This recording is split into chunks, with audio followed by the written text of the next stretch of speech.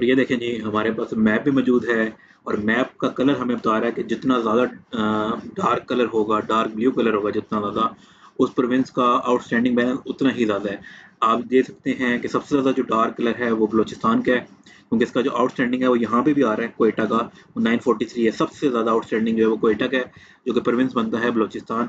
उसके बाद सबसे ज़्यादा जो आउटस्टैंडिंग है वो देखें जी लाहौर का है, तो उस वजह से पंजाब सेकंड नंबर पे है। और अगर आप देखें कराची का, तो कराची का 641 है और पेशावर केपीके का 943 है। इसलिए Sindh region and KPK region जो है वो लाइट ब्लू कलर उसका शो हो रहा है। और उसने ये भी बता दिया कि जो हमारे आउटस्टैंडिंग की रेंज है वो 493, सबसे कम आउटस्टैंडिंग 493 है और सबसे ज़्यादा आउटस्टैंडिंग 943 मिलियन है। तो हमें रेंज भी पता चल गई आउटस्टैंडिंग की, हमारा आउटस्टैंडिंग प्रोविंस में सबसे कम अमाउंट अगर हुई तो कितनी होगी और सबसे ज़्यादा अमाउंट हुई तो वो कितनी होगी। अगर आप अब देखें, मैं किसी भी मंथ पे क्लिक करता हूँ टाइम स्लाइसर के अंदर, तो आप चेक कर सकते हैं कि कलर अकॉर्डिंगली चेंज हो रहे हैं। जनवरी के महीने का आउटस्टैंडिंग का रेंज भी डिफरेंट है।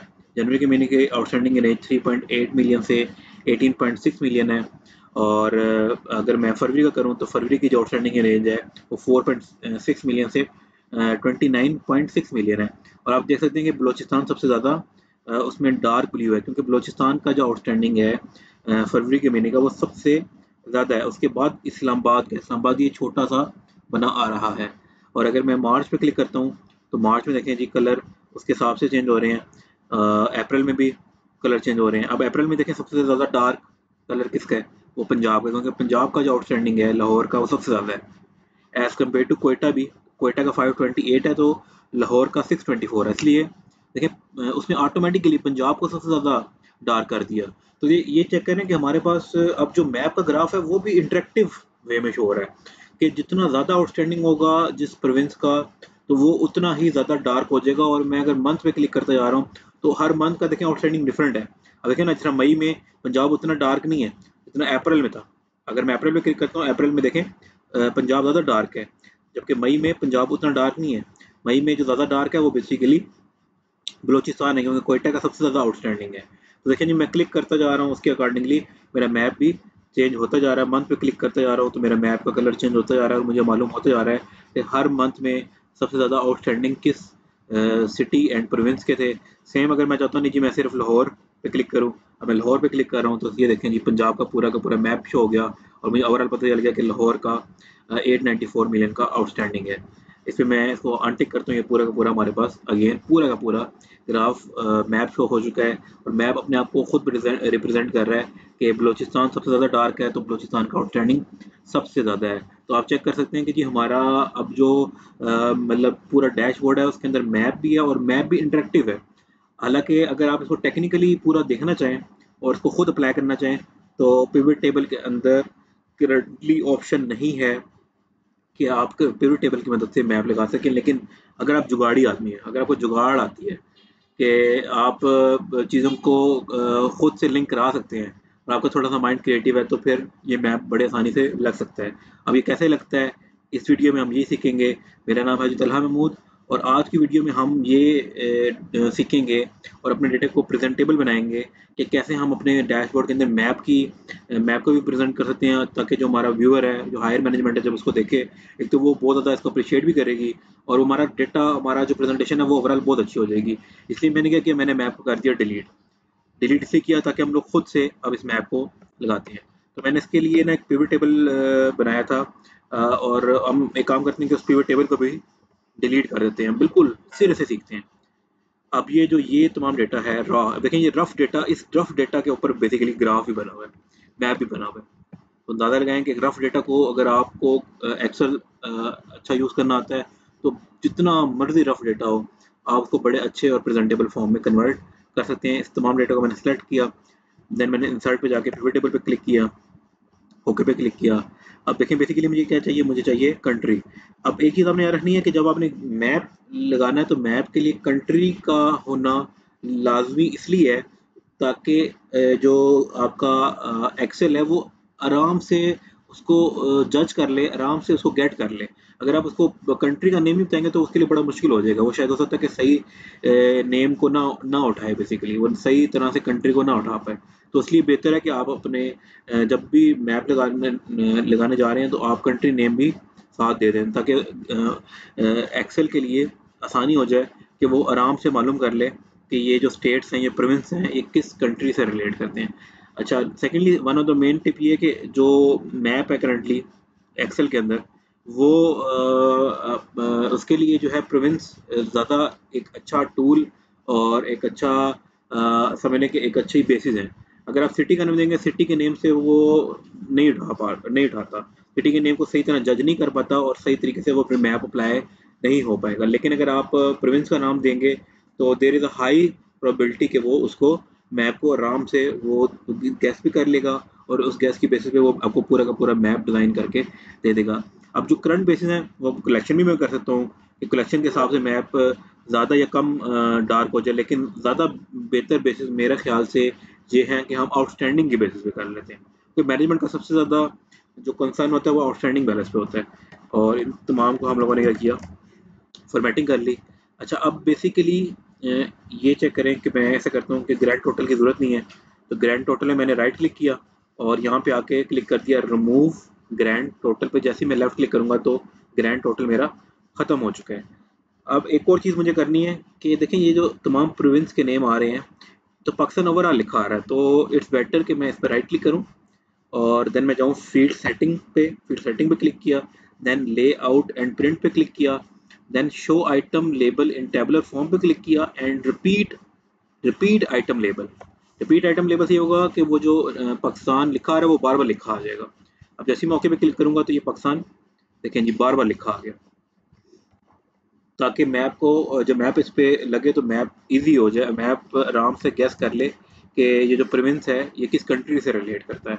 अब अगर मैं देखें पिवट टेबल एनालाइज पे जाता हूँ, पिवट चार्ट पे क्लिक करता हूँ और देखें यहाँ पे वैसे आल दो ऑप्शन तो बनी आ रही है मैप की, लेकिन मैं मैप पे क्लिक करता हूँ तो यहाँ पे लिखा हुआ है you can't create this chart type with data inside a pivot table. Pivot table के अगर अंदर डेटा है मौजूद है तो आप मैप वाला चार्ट अप्लाई नहीं कर सकते। आप कह रहा है कि पिवट टेबल से बाहर डेटा को रखें और फिर जो है वो मैप अप्लाई कर सकते हैं, अदरवाइज आप मैप को पिवट टेबल के डेटा के अंदर अप्लाई नहीं कर सकते। तो अब हमें क्या करना पड़ेगा, इसके एक जुगाड़ करनी पड़ेगी। अब वो जुगाड़ क्या है, ये सबसे इंपॉर्टेंट टेक्निक थी। हम क्या करेंगे, इस तमाम को कॉपी करके इसको वैल्यू को पेस्ट करेंगे। अब मैंने इस तमाम को कॉपी किया, जो मैंने अपनी जो है बेसिक फॉर्मेटिंग और शुरू वाली तमाम वीडियो में बड़े डिटेल में तो जाके Ctrl+C दबाएंगे तो कॉपी हो जाएगा। अब यहाँ पे हम लोग करेंगे आल्ट, देन मैंने ई का बटन दबाया, देन मैंने एस का बटन दबाया, अब मैंने वी का बटन दबाया। तो अब मैं जब ओके करूंगा तो सिर्फ वैल्यू पेस्ट होगी। ओके किया, सिर्फ वैल्यू पेस्ट होगी। फॉर्मेटिंग मैंने ठीक की। ये कैसे की मैंने फ़ौरन से, ये मैंने अपनी बेसिक फॉर्मेटिंग वाली वीडियो में काफ़ी डिटेल में समझाया। अब मैं क्या करूँगा कि मैं इस डेटा के ऊपर मैप को अप्लाई करूँगा। मैंने तमाम डेटा को सिलेक्ट किया, देन इंसर्ट पे क्लिक किया, देन मैंने मैप पे क्लिक किया। मैंने इस पे जब क्लिक किया तो ये मेरा बेसिकली चार्ट टाइटल मुझे नहीं चाहिए और लेजेंड जो है वो ठीक आ रहा है। अब मैं अगर इस पे क्लिक करूँगा तो ये थोड़ा सा इसका डार्क सा फॉर्मेट आ गया है। थोड़ा साइड में करता हूँ। अब देखें बेसिकली जो मैप अप्लाई हुआ है वो जो अप्लाई हुआ है इस डेटा के ऊपर, वो इस डेटा के ऊपर अप्लाई नहीं हुआ। अब ये तो बड़े मसले की बात होगी, क्योंकि जो हमारा एक्सेल का मैंने अपनी पिछली 2-3 वीडियोस में जो आपको सिखाया है कि हम लोग जो एक्सेल को इंटरेक्टिव करते हैं वो बेसिकली किस तरह से करते हैं, हम रिपोर्ट कनेक्शन कर देते हैं। हम स्लाइसर अप्लाई करते हैं, देन उसके अंदर रिपोर्ट कनेक्शन के अंदर तमाम जो चार्ट्स हम जिन चार्ट्स को हम लोग मतलब इंटरेक्टिव करना चाह रहे होते हैं, मतलब जिन चार्ट को लिंक्स करना चाह रहे हैं उन तमाम चार्ट्स पे हम टिक लगा देते हैं। अब ये डेटा तो अलग से पड़ा हुआ है, ये कोई पिवट टेबल वाला डेटा नहीं है, ये पिवट टेबल वाला डेटा नहीं है, ये पिवट टेबल वाला डेटा है। तो जब तक मैं ये जो तमाम मेरा जो जो मैप जिस डेटा पे अप्लाई हुआ है, ये जो डेटा है अगर ये पिवट टेबल वाला ना हुआ तो हम तो इंटरेक्टिव नहीं कर सकेंगे इसको। तो अब इसके लिए एक जुगाड़ है। पहले मैंने ये किया कि इस पिवट टेबल वाले डेटा को कॉपी करके यहाँ पे पेस्ट किया वैल्यू के फॉर्म में, देन मैंने इस पर मैप अप्लाई किया। अब मैं क्या करूँगा, इस पर राइट क्लिक करूँगा, राइट क्लिक करने के बाद मैं सिलेक्ट डेटा पे क्लिक करूँगा। अब यहाँ पे मैं क्या करूँगा कि ऑलरेडी जो डेटा सेलेक्ट है वो बेसिकली देखें ये वाला है। यहाँ पे मैं क्या करूँगा जी, एडिट पे क्लिक करूँगा। अब देखें जी जो सबसे लास्ट थी रो, जो कॉलम था उसका नाम था जी, और यहाँ पे सबसे लास्ट कॉलम का नाम है जी सी। तो मैं जी की जगह क्या करूँगा, जी को मैं करूँगा बैक स्पेस और उसकी जगह मैं लिख दूंगा सी। तो ये बजाय जी के सिलेक्ट होने के ये सी मेरा सिलेक्ट हो चुका है। और नीचे भी जो मेरा जी आ रहा है, इस जी को मैं बैक स्पेस करके मैंने लिख दिया सी, ताकि कॉलम जी की जगह, कॉलम जी को मैंने बैक स्पेस किया और इसकी जगह लिख दिया सी, ताकि कॉलम जी की जगह अब मेरा कॉलम सी सिलेक्ट हो जाए। सेम जब मैं एक एडिट मैंने यहाँ पे करना है और एक एडिट मैंने यहाँ पे करना है। यहाँ पे जो हमारा कॉलम ऑलरेडी सिलेक्ट हुआ है वो एक हुआ है ई और एक हुआ है एफ। तो ई की जगह मैं कर दूंगा ए, ई की जगह मैंने कर दिया ए और एफ की जगह मैंने कर दिया बी। अब मैं ओके पे क्लिक करूंगा तो दोबारा ओके पे क्लिक किया। अब बेसिकली क्या हुआ कि मेरा जो जो अब ये जो मैप जो अप्लाई हुआ है वो बेसिकली पिवट टेबल वाले डेटा पे अप्लाई हुआ है। वो ये इस नॉर्मल डेटा पे अप्लाई नहीं हुआ।